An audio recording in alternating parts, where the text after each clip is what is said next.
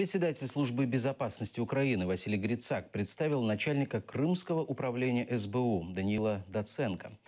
Крымское управление возродили в Херсонской области. Грицак отметил, что получил одобрение о создании Крымского управления от президента Петра Порошенко. На встрече с личным составом Крымского и Херсонского управлений председатель СБУ акцентировал внимание на основных задачах, стоящих перед ними. Также Грицак отметил, что в условиях оккупации Крыма работникам обоих управлений необходимо работать в несколько раз лучше и внимательнее.